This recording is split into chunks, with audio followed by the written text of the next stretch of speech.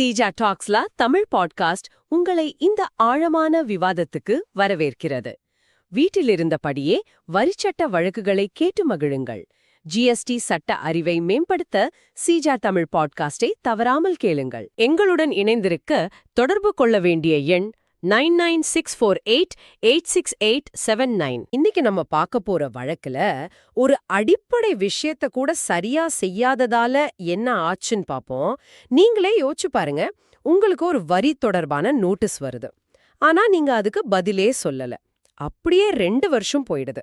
இப்போ அந்த நோட்டீஸ் மேல எந்த முடிவும் எடுக்கப்படலன்னு சொல்லி நீங்க நேரா ஹைகோர்ட்டுக்கு போக முடியுமா? சட்டத்தோட முதல் படியே நீங்க செய்யாதப்போ நீதிமன்றம் உங்களுக்கு உதவுமா? டெல்லி உயர்நீதிமன்றத்துல நடந்த ஒரு வழக்கு இதுக்கு ரொம்ப தெளிவான ஒரு பதில கொடுத்திருக்கு. ஒரு ஷோகாஸ் நோட்டீஸ்க்கு பதில் சொல்லாதப்போ கோர்ட்டோட நிலைப்பாடு என்னவா இருக்கும்? அதைத்தான் இன்னைக்கு ஆழமா பார்க்க போறோம்.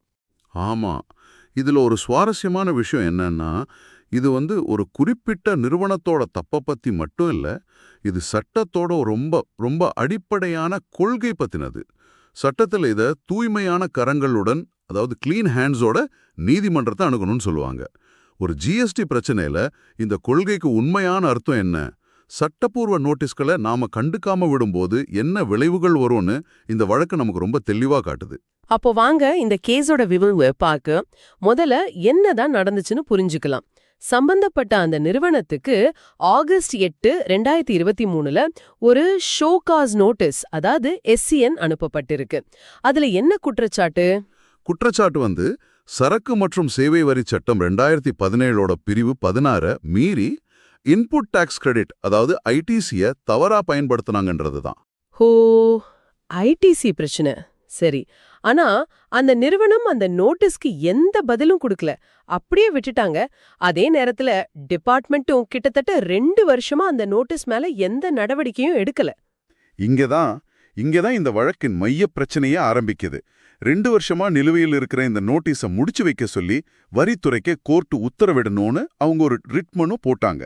மேலோட்டமா பார்த்தா இது ஒரு நியாயமான கோரிக்கை மாதிரி தெரியலாம் இல்லையா?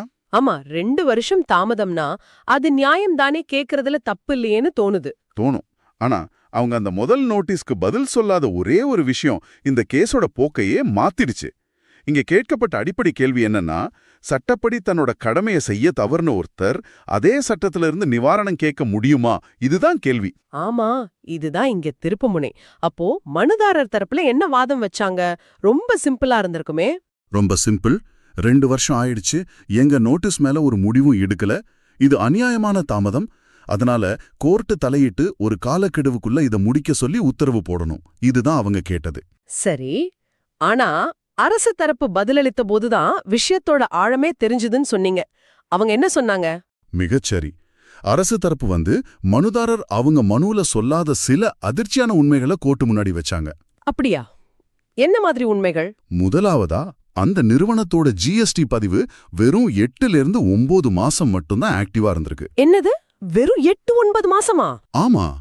2வதா, அந்த கொஞ்ச காலத்திலேயே அவங்களோட மொத்த வருவாய், அதாவது டர்ன் ஓவர், சுமார் 17.5 கோடி ரூபாயை தாண்டி இருக்கு. 17.5 கோடியா? அந்த சின்ன பீரியட்லயா? அதேதான். 3வதா, அவங்க யார்கிட்ட இருந்து கொள்முதல் செஞ்சதா காட்டினாங்களோ அந்த சப்ளையர்களோட ஜிஎஸ்டி பதிவுகள் ஏற்கனவே ரத்து செய்யப்பட்டிருந்தது. இந்த வாதங்களை வச்சு மனுதாரர் முக்கியமான உண்மைகளை கோர்ட்டுக்கிட்ட இருந்து மறைச்சிருக்காங்கன்னு அரசு தரப்பு ரொம்ப அழுத்தமா சொன்னாங்க. இது ரொம்ப கம்பீரமான குற்றச்சாட்டு. அதாவது ஒரு பக்கம் இவங்க தாமதம்னு ஒரு பாயிண்ட மட்டும் பேசுறாங்க, ஆனா அரசு தரப்போ இவங்களோட நடவடிக்கைகளே சந்தேகத்துக்குரியதா இருக்கு, இது ஒரு மோசடியா இருக்கலான்னு பல விவரங்களை சொல்றாங்க. இந்த நம்பர்ஸ் 8 மாசத்துல 17 கோடி டர்ன் ஓவர், அதுவும் கேன்சல் ஆன சப்ளையர்ஸ் கிட்ட இருந்து. இது ஒரு வரி நிபுணருக்கு எதை காட்டுது? இது ஒரு சாதாரண பிசினஸ் மாதிரி தெரியலையே. நிச்சயமா இது சாதாரண பிசினஸ் இல்ல. நீங்க கேட்டது ரொம்ப சரியான கேள்வி. இந்த எண்கள் எல்லாமே ஒரு மோசடிக்கான அத்தனை அறிகுறிகளையும் காட்டுது. வரித்துறையில நாங்க இத சர்க்குலர் ட்ரேடிங் அல்லது போலி இன்வாய்ஸ் மோசடின்னு சொல்லுவோம். அதாவது உண்மையிலே எந்த சரக்கு பரிமாற்றமும் நடக்காது, வெறும் பில்ல மட்டும் பல கம்பெனிக்குள்ள சுத்தி விட்டு ஐடிசியை தப்பா கிளைம் பண்றது. இந்த பின்னணியை நம்ம புரிஞ்சுக்கிட்டாதான் நீதிமன்றத்தோட தீர்ப்பு ஏன் அவ்வளவு கடுமையா இருந்துச்சுன்னு நமக்கு புரியும். ஆக கோர்ட் இந்த 2 தரப்பு வாதங்களையும் கேட்ட பிறகு இந்த மறைக்கப்பட்ட உண்மைகளை கண்டிப்பா கவனிச்சிருப்பாங்க. அவங்க என்னென்ன விஷயங்களை முக்கியமா பார்த்தாங்க? ம் நீதிமன்றம் சில விஷயங்களை ரொம்ப தெளிவா கவனிச்சது. ஒன்னு, மனுதாரர் அவரோட அந்த அதிகப்படியான வருவாய் மாதிரி முக்கியமான உண்மைகளை சொல்லவே இல்லை. இதுவே கோர்ட் பார்வையில் ஒன்று பெரிய தப்பு. 2, இந்த விவரங்களை பத்தி கோர்ட் கேட்ட பிறகும் கூட அது சம்பந்தமான அஃபிடவிட்டையும் அவங்க தாக்கல் பண்ணல. இது கோர்ட் உத்தரவு மதிக்காத மாதிரி ஆயிருச்சு. எல்லாத்துக்கும் மேல இந்த முழு பிரச்சனைக்கும் ஆரம்ப புள்ளி எது? அந்த ஷோகாஸ் நோட்டீஸ். அதுக்கு அவங்க பதிலே சொல்லல. இந்த 3 விஷயம்தான் தீர்ப்ப முடிவு பண்ணுச்சு. அப்போ எனக்கு ஒரு கேள்வி வருது. ரிட் மனு மாதிரி ஒரு சிறப்பு அதிகாரத்தை கோர்ட் ஏன் இதுல பயன்படுத்தல? தாமதத்தை சுட்டிக்காட்டினது சரிதானே.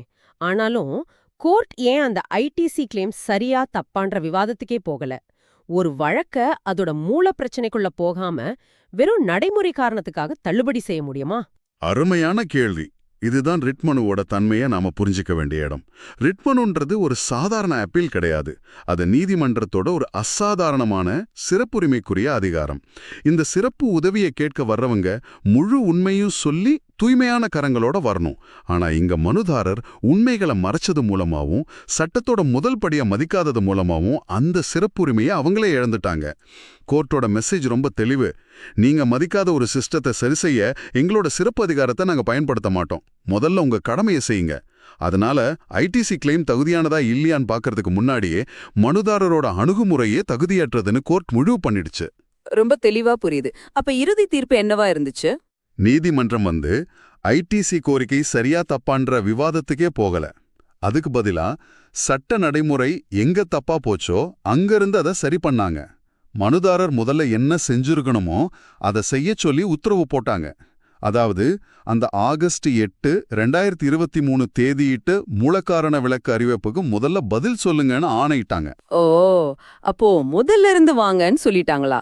வரித்துறைக்கு ஏதாவது உத்தரவு போட்டாங்களா? ஆமா, மனுதாரர் பதில் கொடுத்ததுக்கு அப்புறம் சட்டப்படி அந்த நோட்டீஸ் மேல ஒரு நியாயமான முடிவை எடுங்கன்னு வரித்துறைக்கும் கோர்ட் உத்தரவு போட்டுச்சு. இதன் மூலமா சட்ட நடைமுறைய திரும்பவும் சரியான பாதைக்கு கொண்டு வந்தாங்க. இத சொல்லிட்டு மனுதாரர் போட்ட ரிட் மனுவை தள்ளுபடி செஞ்சுட்டாங்க. சுருக்கமா சொன்னா, குறுக்கு வழிக்கு இங்க இடம் இல்ல, மொதப்படியிலிருந்து ஒழுங்கா வாங்க. இதுதான் கோர்ட்டோட தீர்ப்பு. சரி, இந்த டெல்லி உயர்நீதிமன்ற வழக்கிலிருந்து நமக்கு என்ன முக்கிய பாடங்கள் கிடைக்குது? இதிலிருந்து 3 முக்கியமான பாடங்களை நாம எடுத்துக்கலாம். முதலாவது, ஒரு ஷோகாஸ் நோட்டீஸுங்கிறது ஒரு நிர்வாக தடை இல்ல, அதுதான் உங்களுடைய முதல் போர்க்களம். நிறைய பேர் ஒரு நோட்டீஸை ஒரு தொந்தரவா தான் பார்க்கறாங்க. ஆனா இந்த வழக்கு என்ன காட்டுதுன்னா, அதுதான் உங்க தரப்ப நிலைநாட்ட கிடைக்கிற முதல் மற்றும் முக்கியமான வாய்ப்பு. அங்கதான் நீங்க உங்க ஆதாரங்களை வச்சு வழக்கின் போக்கையே கட்டுப்படுத்த முடியும். அதை செய்யாம விடுறது முதல் ரவுண்டிலே தோத்துட்டேன்னு ஒத்துக்கிற மாதிரி. இது ஒரு அருமையான பார்வை. சரி, 2வது பாடம் என்ன? 2வது, நீதிமன்றத்துல உங்க நம்பகத்தன்மை தான் உங்களுடைய மிகப்பெரிய சொத்து. இந்த வழக்கு என்ன சொல்லுதுன்னா, ஒரு ரிட் மனுவுல உங்க சட்டவாதங்களை விட உங்க நடத்தை எவ்வளோ முக்கியம்னு காட்டுது. உண்மைகளை மறைக்கிறது உங்க கேஸோட அடித்தளத்தையே காலி பண்ணிடும். அந்த தூய்மையான கரங்கள் கொள்கை சும்மா ஒரு வார்த்தை இல்ல, அது கோர்ட்டோட நம்பிக்கையை ஜெயிக்கிறதுக்கான நுழைவு சீட்டு. சரி, 3வது மற்றும் கடைசி பாடம். 3வது, நீங்க உருவாக்க காரணமான ஒரு தாமதத்தை உங்களுக்கு சாதகமா பயன்படுத்த முடியாது. இங்க மனுதாரர் டிபார்ட்மெண்டோட தாமதத்தை ஒரு ஆயுதமா யூஸ் பண்ண பார்த்தார். ஆனா அந்த தாமதத்துக்கு அவரோட செயலற்ற தன்மைதான் மூல காரணம்னு கோர்ட் கண்டுபிடிச்சது. சட்டம் விழிப்புடன் இருக்கிறவங்களுக்கு தான் உதவும். உரிமைகளை தூங்க வச்சுட்டு அப்புறமா குறுக்கு வழியை தேடுறவங்களுக்கு இல்ல. இது நிஜ வாழ்க்கையிலே நடக்கும். ஒரு சின்ன நோட்டீஸை கண்டுக்காம விட்டதால ஒருத்தரோட பேங்க் அக்கவுண்டே முடக்கப்பட்ட சம்பவங்கள்லாம் நடந்திருக்கு. அந்த முதல் படி அவ்வளோ முக்கியம். உங்களுக்காக ஒரு இறுதி சிந்தனை. சிக்கலான விதிகள் நிறைஞ்ச இந்த உலகத்துல நாம அடிக்கடி குறுக்கு வழிகளை தேடுறோம். ஆனா சில சமயம் நிறுவப்பட்ட நடைமுறைகளை படிப்படியா ஃபாலோ பண்றது தான் வேகமான நேரான பாதைன்னு இந்த வழக்கு நமக்கு ஞாபகப்படுத்துது. அமைப்பை எப்போது எதிர்ப்பது சரி, எப்போது அதனுடன் இணைந்து செயல்படுவது புத்திசாலித்தனம். இத நீங்க யோசிச்சு பார்க்க வேண்டிய ஒரு கேள்வி. இது சீஜா டாக்ஸ்லா தமிழ் பாட்காஸ்ட், உங்கள் GST legal learning partner. GST சட்டம் பேசும் உங்கள் தோழன். எங்களுடன் இணைந்திருக்க தொடர்பு கொள்ள வேண்டிய எண் 9964886879.